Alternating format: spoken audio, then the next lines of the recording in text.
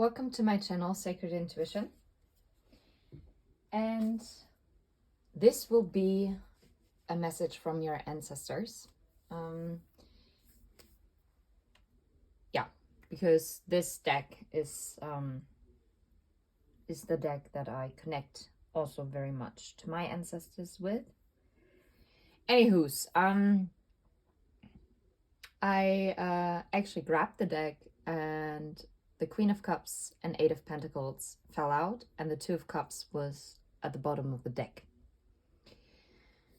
And the first message that I've got from your ancestors, from our ancestors, because we are a collective and I am part of this collective, is about working on self-love. Yep. If you're not interested in healing, you might want to click off.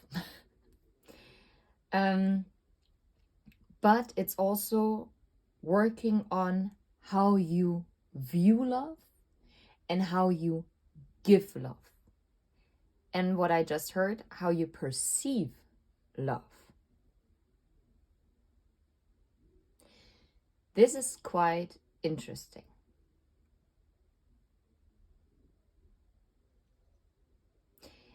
With the Queen of Cups, I really feel like you're someone who's very giving. You are giving from a full cup.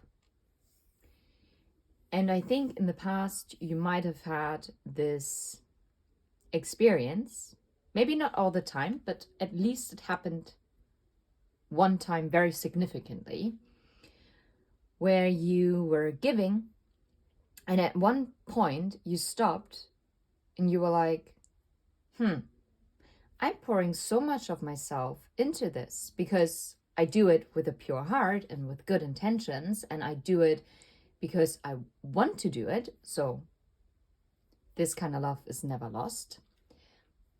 But, and a friend of mine said, whatever you say before the but does not matter. Yes, it does in this case, yet, just not to say but.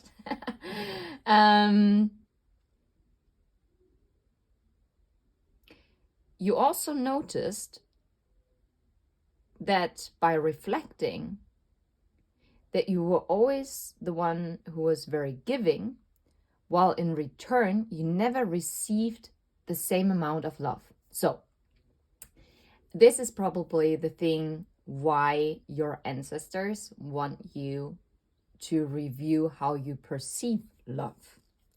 Because, I mean, everyone loves differently and everyone shows love differently. So there is no such thing that it's not like with coins, like you give 10 coins, so you expect 10 coins in return.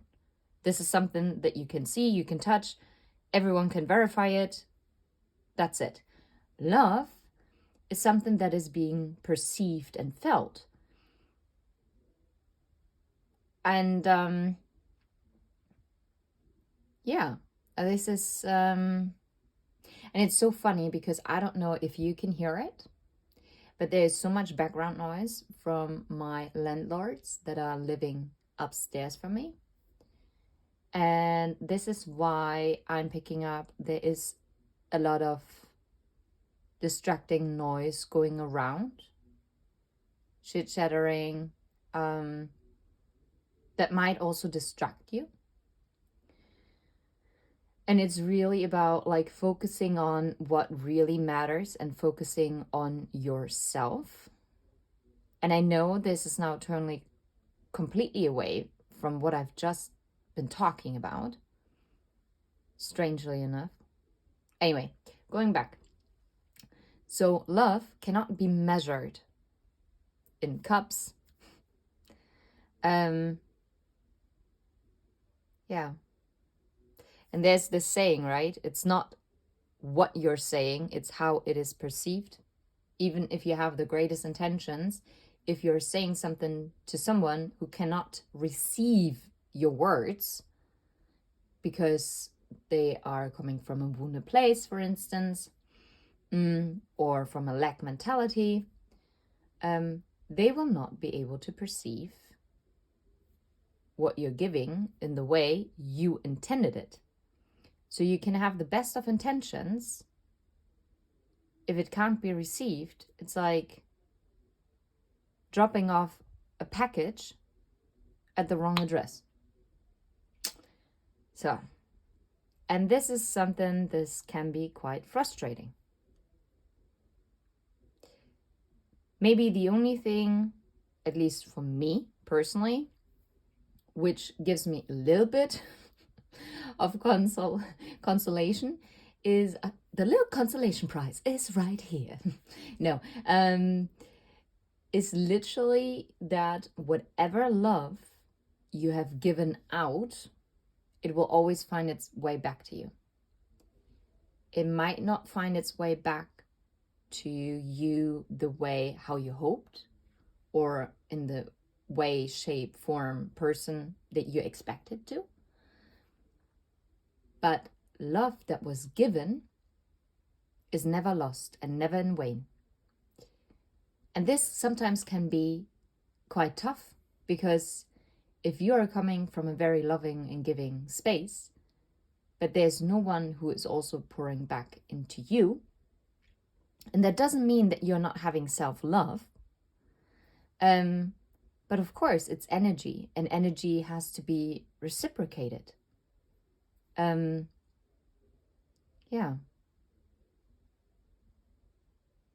Interesting. Let's see what your ancestors maybe want to clarify here.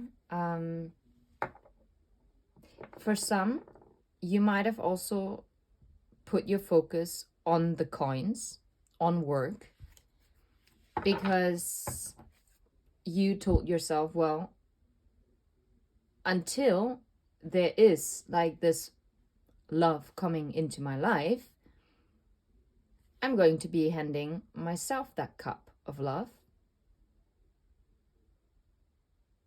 But then again, no, because in this picture, this Queen of Cups is really openly presenting the heart, and it's offering it. But I don't feel like it's coming from a place of lack, or at least it shouldn't be. And this is probably why your ancestors want to emphasize this. Make sure you're not offering your heart to the wrong people. And that might be also the underlying conflict with the Five of Wands. Don't set yourself on fire for something that is not worth investing in yet. And it's so funny because you can't see it, but from my incense stick, the ash just fell down. Ashes fell down. I don't know how this rhyme goes. Interesting. Okay. Okay, let's see. What other message do we want to focus on today? What, dear ancestors, please come and use me as a clear channel of messages of the pure white light, only to serve the collective for the higher good. Yeah, awesome. Oh my God. What did I say? When we saw the Five of Wands, the Lovers and the King of Swords, and what is this? The Ten of Swords. Okay. Yeah, that's it. The Ace of Wands. Following your passion. Going for what you want. Choosing your direction. Choosing yourself. Because once you choose yourself, the right people will not be able not to choose you. Careful, do not come from a place of lack. I know, but I have to really, first you need to be the love of your own life. But I'm feeling you're already very much admired by many. Maybe by an air sign, quite possibly. Maybe a King of Swords wants to communicate something to you. Yeah. Air sign, Libra, Gemini, Aquarius. What else? What other message wants to come through? What other message, dear ancestors, needs to come through? I really have to step up like the ancestor messages, but it's the first time that I'm really being guided to do it again, apart from like mystery messages. The Ten of Pentacles, like honestly, this is it. You following your passion, you taking your path, being true to yourself is bringing in this Ten of Pentacles. And it's actually quite funny because you see how all those houses, at least this one doesn't look pretty, like not that good in shape, does it? But that doesn't mean anything because it has this treasure chest in front of it. And this will be unlocked with your own transformation. Because this is all meant for you. And the Lover's still underneath. I see the Eight of Cups and I see the Page of Swords.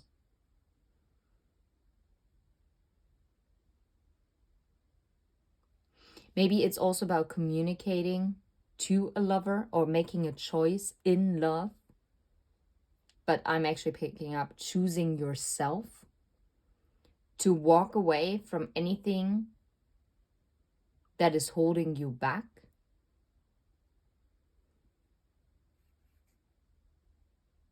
I'm getting write. This is weird, but write a love letter to yourself.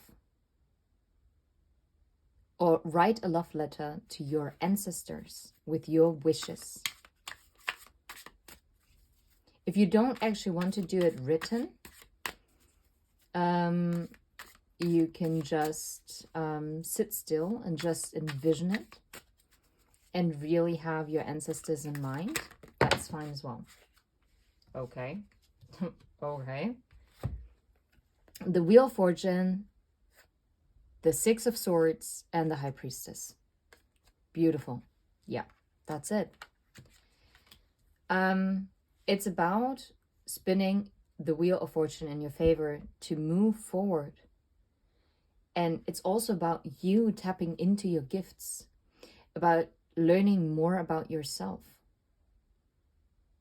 Like working on yourself is also opening up to your highest timeline regarding love, regarding work, regarding family, friends, whatever.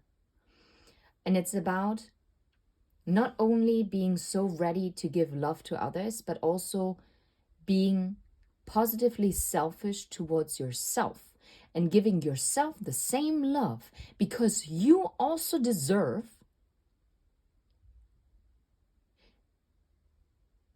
to be invested in. You are your greatest investment, and this is something that your ancestors don't want you to forget.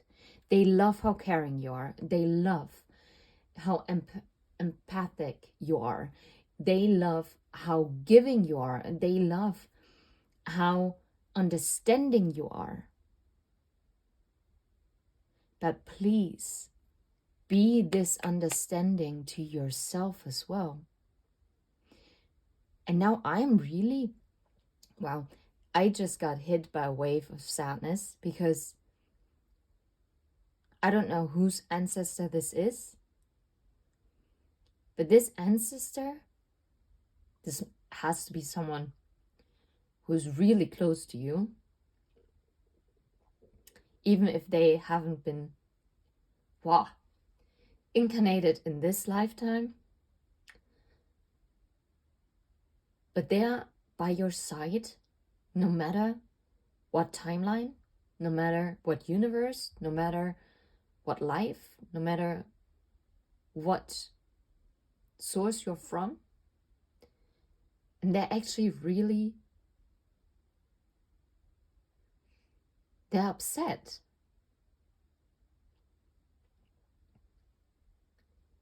They're really upset because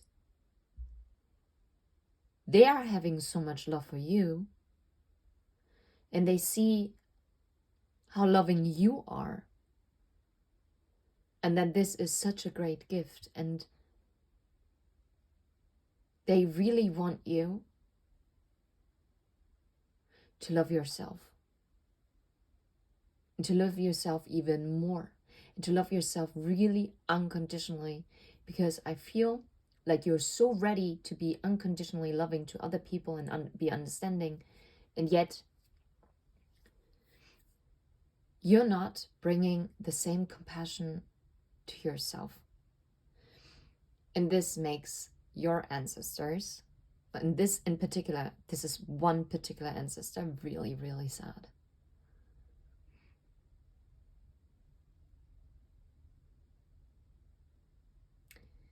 You're like their golden child. And they don't have to be like a mother figure to you or father figure. It's you have been sent here because you are so powerful. And sometimes I feel like you're forgetting how powerful you are. And your own value. And it's tricky. And the ashes just fell down again, just when I said this. So that's a major confirmation. And this interrupted my thought again. It's so funny. It's so weird.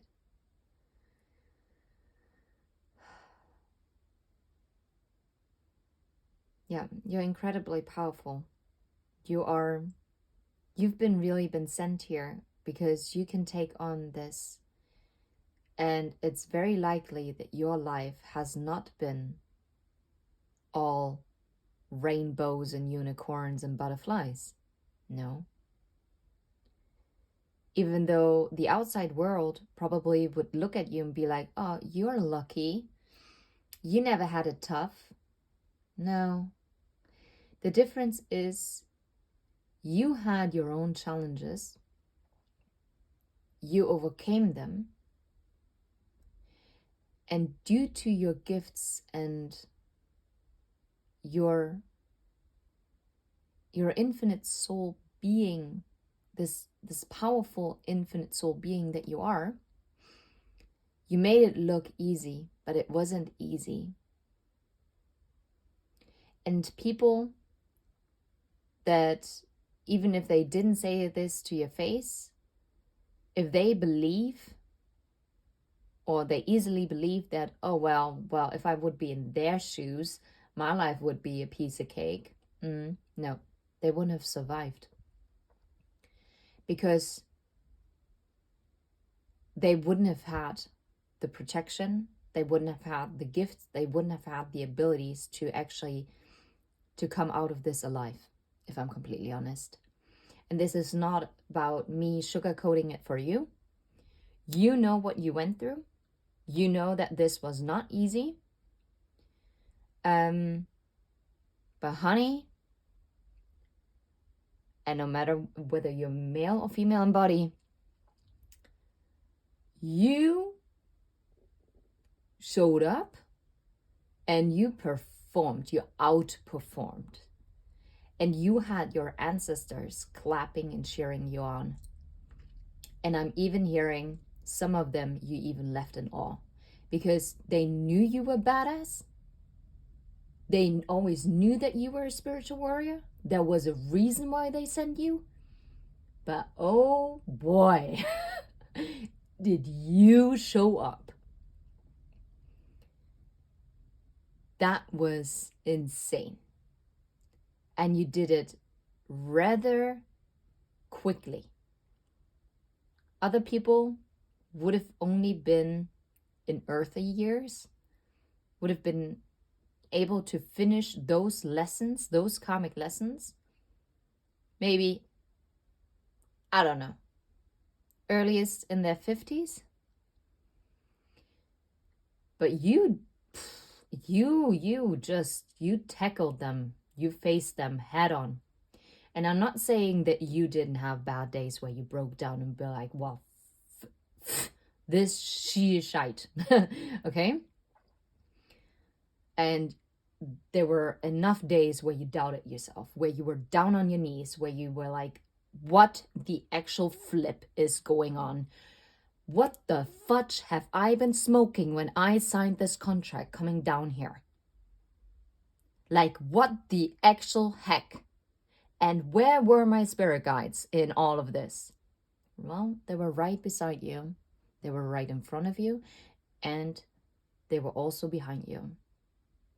Because they were fighting everything else that you wouldn't be able to fight. But you made it far easier for them to support you because you were so powerful, even if you didn't feel like it in that moment. If no one else has said this to you, I'm absolutely flippin' proud of you to be part of this collective. Because you're amazing. And just to get back to this message, and we're going to leave this right here. Pick your focus, pick your passion, and pursue it. Pursue it. Anything from your wildest dreams, because everything is possible. This 10 of Pentacles is for you. This Wheel of Fortune is turning. And I'm now hearing Tina Turner, Proud Mary again. Turn it. Yeah, down the river. Yeah, exactly. With the 6 of Swords. Yeah. You got it in the bag. You're awesome. And if you don't want to take it from me, this is directly from your ancestors. You are awesome.